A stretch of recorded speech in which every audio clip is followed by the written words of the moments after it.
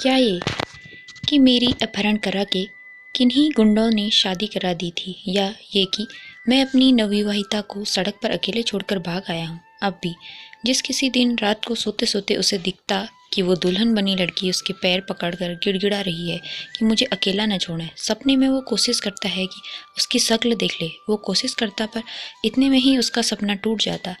अब उसे लगता कि काश उसने उसकी शक्ल ही देख ली होती एक बार। नाम तो शायद सारा था उसका। उसके भाई हरि ने यही नाम लिया था विवान से। कहाँ ढूंढूं उसे? वो भी तो पढ़ी लिखी है, यही बता रहा था उसका मुंह बोला भाई। कुछ प्रयास वो क्यों नहीं कर लेती? लेकिन मेरा नाम, पता, शक्ल सूरत नहीं देखी थी बेचारी ने। क्या पता करेगी? फिर वो खुद पर ही गुस्सा होता।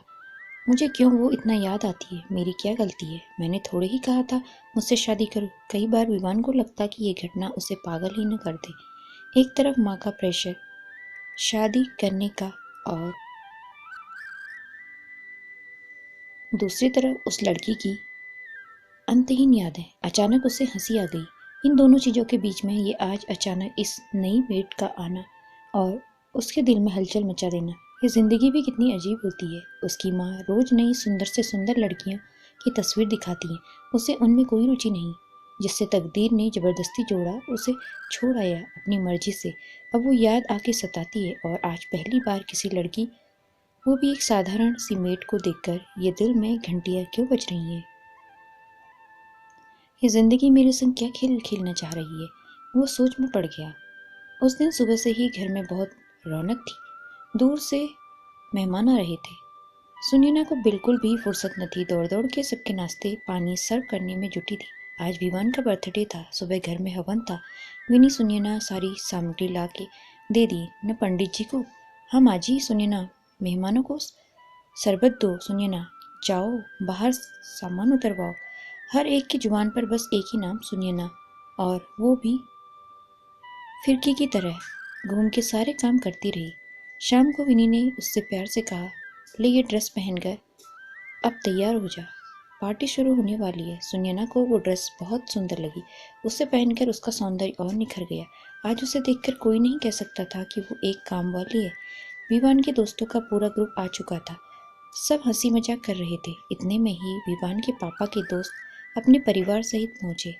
उनकी पत्नी और बेटी निशा आते ही सबसे मिलने लगी। सुनैना को लग रहा था ये लोग बहुत करीबी हैं। पता नहीं क्यों उसे निशा का विवान के इतने करीब आना अखर रहा था। उसे खुद पर गुस्सा आया कि वो कौन होती है ये सोचने वाली। पर दिल पर किसी का जोर नहीं। उसे किसी भी चीज में अब मजा नहीं आ रहा था। दिल में कहीं गहरे एक इच्छा थी कि विवान उसे देखे और उसकी तारीफ करे, पर ऐसा कुछ न होता देख वो बेचैन हो गई। जब उससे बिल्कुल सहन न हुआ, वो वहां से हटकर कमरे में आ गई। अचानक किसी काम से विनी ने बुलाया और विवान के आए गिफ्ट उसके कमरे में रख आने को बोला। कोई बहुत महंगा गिफ्ट था, शायद किसी खास ने दिया होगा। वो चुपचाप विवान के कमरे में चल दी। उसकी राइटिंग टेबल पर कुछ किताबें, डायरी पड़ी थी। वो उत्सुकतावश देखने लगी। विवान न सही, उसकी चीजों को सही।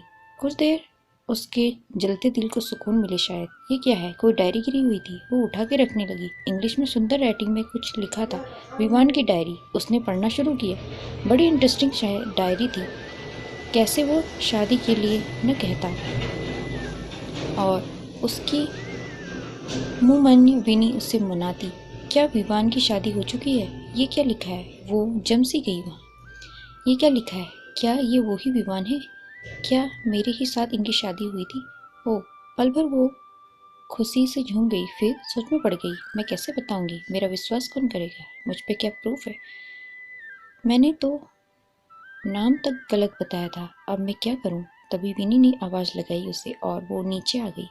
इस वक्त सारा के दिमाग में भूचाल सा आया हुआ था।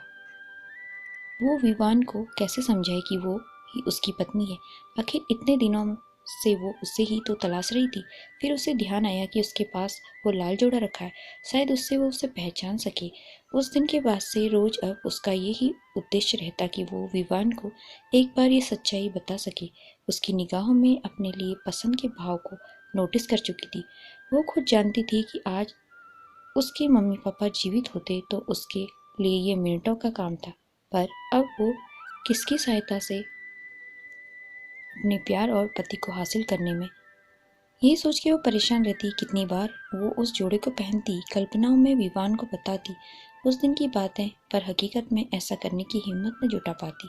फिर एक दिन उसे ये मौका मिल ही गया। एक दिन विवान को बुखार था, सारा घर कहीं फंक्शन में गया था, वो और विवान ही घर में थे और वो पहुंच गई उस लाल जोड़े को पहनकर विवान के कमरे में। विवान ने कमरे से आवाज लाई, पानी प्लीज। सारा ये झट से उसके हाथ में पानी का गिलास पकड़ा दिया। ये तुम्हें